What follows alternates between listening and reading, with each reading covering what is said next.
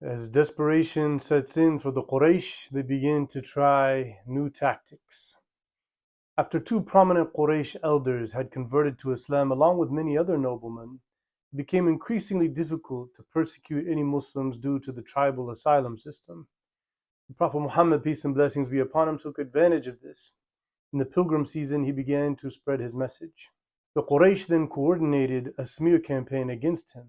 They had representatives all over warning the pilgrims and anyone else who would visit Mecca that Muhammad was a sorcerer. His words put spells on people and divide them against their family and against their family culture. One man named Tufail ad-Dawsi, he came into Mecca.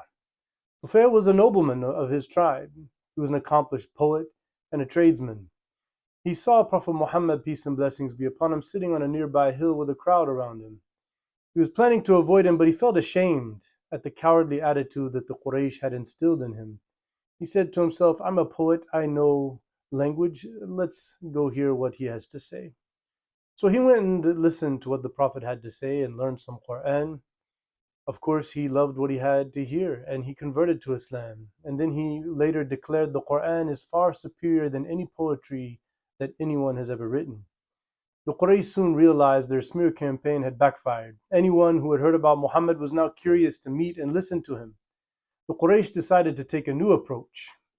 They gathered together all of the elders and they created an alliance to boycott the Prophet's broader tribe, Banu Hashim. This forced the close to 200 believers to move out of Mecca and they had to go to an enclosed valley outside of the city. The Quraysh wrote down an official proclamation of the boycott and they hung it inside of the Kaaba. This boycott meant that the Muslims were shunned. No one was allowed to marry from them or trade with them, and they would be blocked by all of the Quraysh from all of the benefits of Mecca. This was the greatest trial Muslims would face in their 13 years in Mecca. The Quraysh were trying to starve his clan into lifting their protection of Muhammad, peace and blessings be upon him, hoping that then they would release him and they could finally kill him and finish this whole ordeal off. The boycott actually extended to all members of the Banu Hashim clan, even those that were not Muslim. But they respected Abu Talib and they felt that this was unjust and they stuck to it.